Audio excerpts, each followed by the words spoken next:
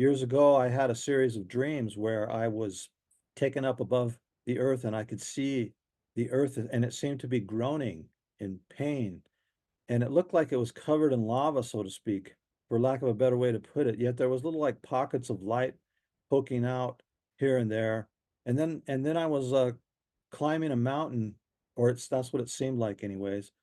But I was moving towards this light, but then there was this like huge entity that was blocking the light. All the things that people were worried about, it's like I could read their thoughts. And I had nothing but compassion for them because, folks, the majority of their thoughts that they were worried about and had angst about were totally insignificant. And I could see that. And I was like, wow, they don't even know. They don't even know who they are.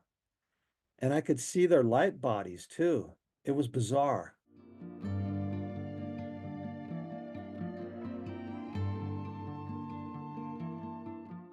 Hello, my friends. Hang with me on this one.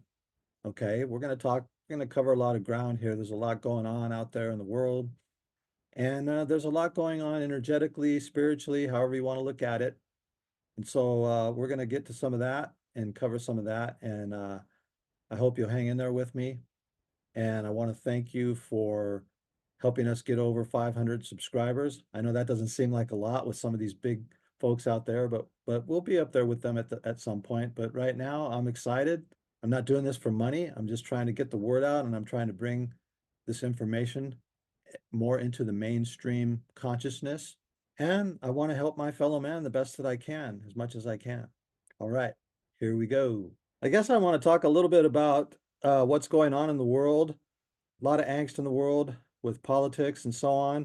I'm not going to get into the politics really, but I just want to address some of the angst maybe and some of the things that we can do. And I'm just going to start out by saying, folks, we're all in this together. We need to work together. We need to come together. There's also an air of lightness or in sweetness, if you will. I don't know what the right word is for it, my friends, but optimism. Maybe optimism is the better word. There's an air of optimism right now. A new spirit has come in. We're in a new time. We're in the transition. We're crossing over the threshold, so to speak. Of course, there's people that don't agree with that and think that we're heading for the end of the world. And so let me address why I think we should be optimistic, okay? And it goes back to that we are the creators of our reality, my friends. You've heard me say this before if you've listened to any of my other videos where it's just me talking, and I've said that in some of the videos that I have guests on. And so we create our reality with our thoughts and our beliefs. I know that is going to sound crazy to some, but this is what quantum physics is teaching us. This is what the ancient wisdom has taught for millennia. And quantum physics is just starting to catch up finally, right?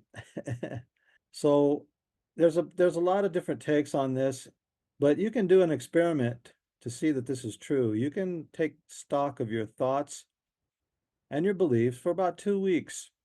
Now, I've had very few people take me up on this challenge, or at least very few have ever gotten back to me that if they did take the challenge. And write down some notes. You know, you don't have to write down every little thing that you think, but you can write down the majority theme of your thoughts each day. And you can do it while you're going about your day, or you can do it, a couple times a day, like morning, evening, morning, noon, and evening, perhaps, or at least at the end of the day. What was on your mind the most? What were you thinking about? Were you being pessimistic? Were you complaining about the world and what's going on around you and all this kind of stuff? And then look around you, look at your life, take some stock of your life and see how it reflects what your majority thoughts and beliefs are. If you think everything sucks and it's all going to hell in a handbag and the end of the world is near and all this kind of stuff, your life's going to reflect that. You're going to get things to be pessimistic about in your life. Okay.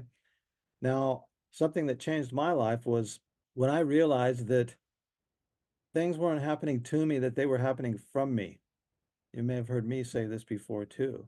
Again, if you don't agree with that, it's okay. I get it. It's a hard concept for our finite brains to wrap our minds around. But in the greater scheme of things, that's really how things work. The universe is a giant feedback loop, and we're all tuned into it. And we do this collectively as a people too. So, with all the stuff going on around you and all the politics and so on and so forth, folks, we've created all of that collectively. All right. That's why I generally don't get involved in politics and I don't get involved in the negativity. Although I do have to make a confession that I have gotten a little bit involved lately with the state of some things. But, and I've been shouting this from the housetops for years that, hey, you're creating it all, and everybody just thinks I'm crazy. And you may think that too if you're watching this video. I get it. I get it. I still have trouble with it myself sometimes when I just think logically because hey, you can just see how the world works, right? Because, you know, that's it. But we're not victims of circumstances from some unseen force or some unseen god or malevolent spirit or aliens or that kind of thing. It's all us, my friends. It's all us. Okay. We are just a little fragment of ourselves projected into this 3D reality, so to speak. Okay. Just a portion of our soul is here, or the higher self, if you will, is projected into this reality. The greater part of us is on the other side. Now, you can listen to NDE experiences, and the vast majority of them, and I've listened to and read about hundreds of them. The vast majority of them will tell you that that's how it works, that they thought something and instantly it happened, or they were there or transported there, and so on and so forth. It works the same here, but we're insulated. We're in this density that's much more dense, and we're insulated, so it doesn't always happen overnight or right away. But it happens. Your majority thoughts and beliefs are going to determine your reality or your life. And again, you can look back, you can take stock of your thoughts and beliefs and then look back on it, on your life and see. I think you'll be shocked at how much they parallel each other. So, what's the point of all this? The point of this is to be mindful of what you're thinking. Also, I recall listening to, I believe, yeah, I listened to an NDE where the gal was talking about how your thoughts attach to people. And she saw all of her negative thoughts and how they affected people and how it also rippled down the line that those people passed it on, so to speak. So your thoughts about others influence them.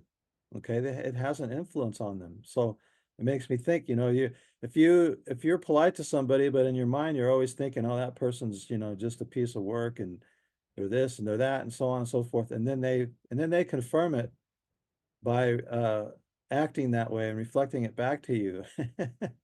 I'm not saying it's all your fault, but that they're doing that, but you're influencing them to do that. And the reason why I know this is true is because I have a video on here on how to heal rifts with family and loved ones and friends and so on. If you've had a rift, even a long-standing one, and some of you have probably heard me talk about this before too. But you do that by just thinking positive thoughts about them, by seeing them in their highest light and their highest potential, despite what they're doing or how they're acting or how they're even acting towards you. And friends, this works big time. So check your thoughts, be mindful. And that takes some work, it takes some effort, and it takes putting your attention on it. Most of us do it, without even thinking about it anymore. It's become a habit. So yeah, if you're mindful of your thoughts, it is, people say attracting your reality to you, but it's actually creating it from you. Okay, the universe arranges yourself in line with your majority thoughts and beliefs. Okay, and so you get up in the morning and you expect the same things that you expect every morning, and you wonder why things don't change, and you're out there, you know, hoping for somebody to come and change it for you, or something, or God, or some supernatural powers. And this is why people will look into magic and religion and all sorts of things. And I get it. I went through that. I came through Christianity. You've heard me say that. Again, the point is it's important to be mindful of what your thoughts are. And I've seen this in action enough times to know it's true. Am I perfect at it? No, of course not. I'm a human just like the rest of you. And that doesn't mean that you let people walk all over you and you never stand up for yourself, you know, And it doesn't mean you can't be angry too. If you get angry about something, okay, go ahead, go ahead and feel those feelings and don't try to suppress them. And if you need to express them, try to do it in a way that doesn't harm anybody, that's harmless. Like if somebody pisses you off, you don't go right back at them with screaming and hollering and yelling. And you can say, hey, you hurt my feelings because of this. Now they might get pissed off and scream and holler at you, but you put it back in their court, so to speak, and you expressed your feelings without suppressing them. And we can do that kindly. I don't know if that's possible anymore in the political realm. As I ventured back into that a little bit recently, I find myself thinking these same thoughts, and people are spouting them back and forth at each other. So I was like, okay, I need to get back out of that. And I don't care what your politics are. It's important. You've heard the saying over and over, we are all one. And most people, even if you believe that, a lot of people don't really fully understand what that means. I believed that for a long time, and I didn't fully understand what it meant until I had a profound experience of being one with all things in a deep meditation. I have a video where I talk about that. It's an older video of me just talking, sitting in my office where we used to live and explaining that. Maybe I should do a video on it again and kind of update it because it is a bit random and I'm talking about other things, but it explains it. But anyways, I was one with all things, and yet I was still me. I still had a sense of me, but it's like I was everything, the earth, the trees, everybody, the universe, the planets, you know, it, words can't really adequately describe it, but it stays with me. And I've had some other profound experiences too. If you've listened to and heard a lot of NDE experiences, they talk about this unconditional love that they become enveloped in, so to speak. The vast majority of them do. There's negative ones and so on and so forth, but they seem to be the exception. I've had an experience like this also. Years ago, I had a series of dreams where I was taken up above the earth and I could see the earth and it seemed to be groaning in pain. And it looked like it was covered in lava, so to speak, for lack of a better way to put it. Yet there was little like pockets of light poking out here and there. And then I was climbing a mountain, or that's what it seemed like anyways. But I was moving towards this light, but then there was this like huge entity that was blocking the light.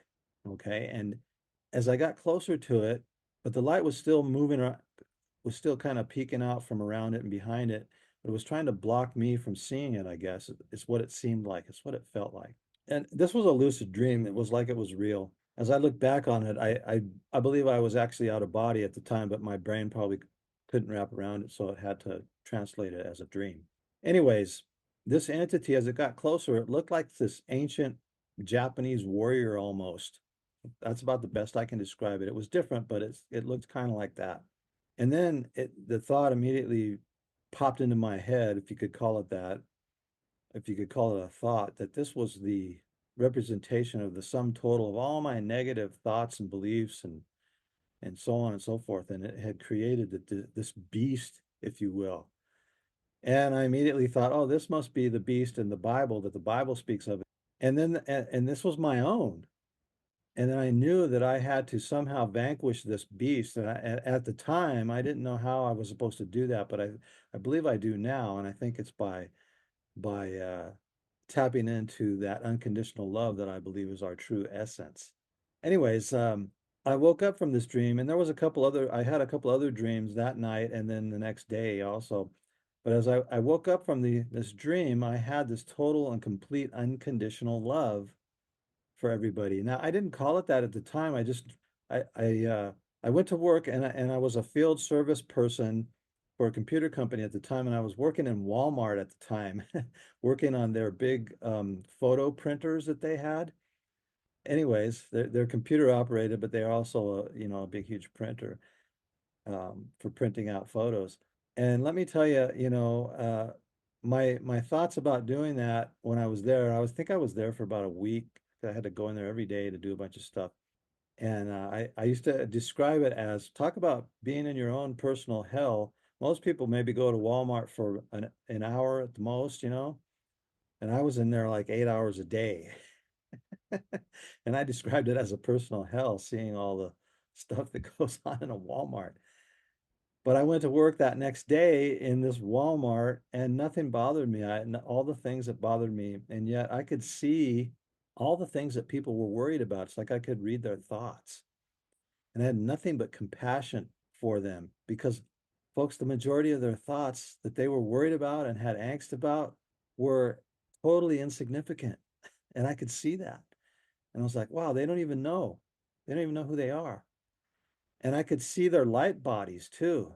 It was bizarre. But I wanted to be like that all the time. And now I realize that I was feeling that unconditional love for all of humanity, for everybody. I wasn't judging them. The things that normally would have annoyed me, that bothered me at all, like water off a duck's back,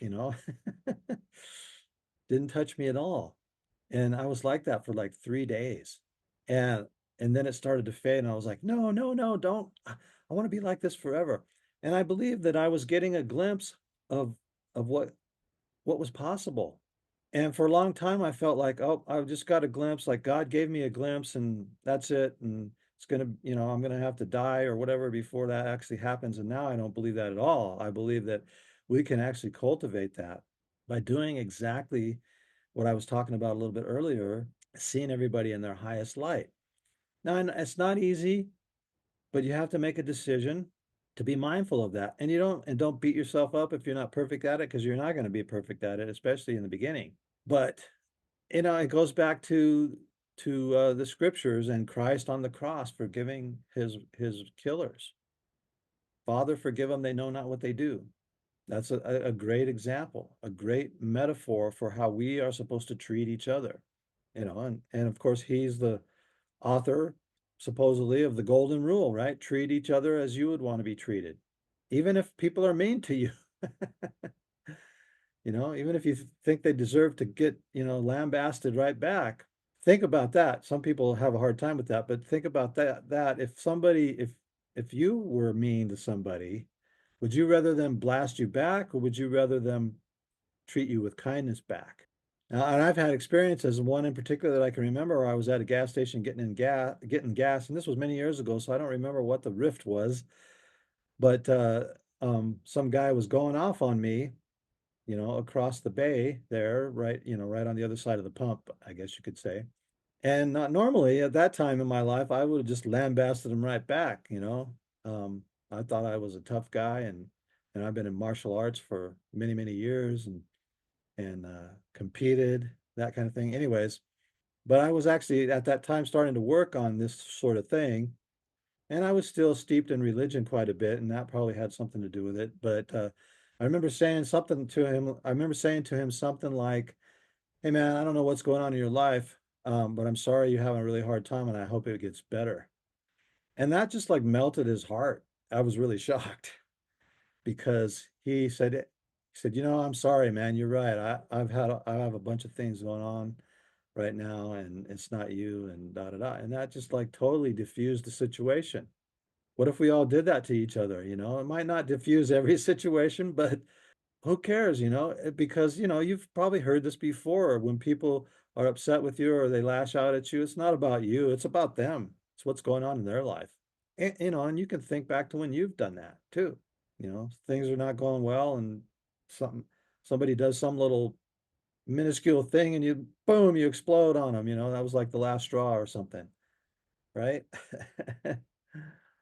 So this is what I'm talking about. This is a time where we really, I think, need to work harder at doing this sort of thing, because of all the energies flying around and the emotions and so on, especially in the political realm, and it's bleeding over into everything else, right?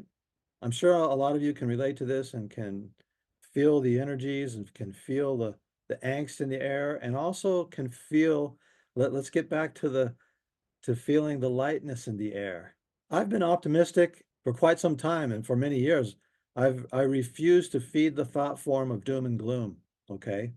Despite what's going on. But now there's been a significant shift in the energy in the air, so to speak, and people who I wouldn't expect to say that have said that to me. Or I mention it and they go, yeah, I can feel it too. And they're not somebody that's into these sort of things. They're not in the spiritual community at all, or, and some of them don't even have any religious beliefs or anything at all. And they go, yeah, things just feel different and it feels lighter right now. Of course, there's always going to be those who think that we're on the verge of the end of the world. And we very well could be. And I keep telling people that, yeah, if enough of us feed that collective thought form, we could bring about that timeline, that dystopian thought form. It's out there and it's been out there for a long time. And I used to buy into it a lot when I was younger. I was what they call a prepper, always worried about that. But I got sick of it and I had to let it go. I am a firm believer that all things work for good, even the so-called bad things that we see as bad from our perspective. And I think it's a matter of perspective because I can always look back in my own life and see those things that I thought were terrible. And I had one event when I got divorced that I thought was the end of the world. I can look back on that now and see that that was probably one of the best things that ever happened to me. It's where I grew the most in my life, and things got better after that. And so things do go in cycles, but our thoughts and our beliefs and our words are things, and they all have power. Be careful what you say. Be careful what you think about people. And if you decide to make a decision to try and be mindful of all of this and try and change it, it'll be hard at first, but that's the first step. And if you catch yourself, just change your thoughts and bring your thoughts back around. If you catch yourself lashing out at somebody, apologize to them. If you can't do it directly, do it in your own mind and send that energy out to them and think some good thoughts. Find some good thoughts about them. Almost, well, everybody has some good traits about them. If you don't know those traits, then make them up in your imagination.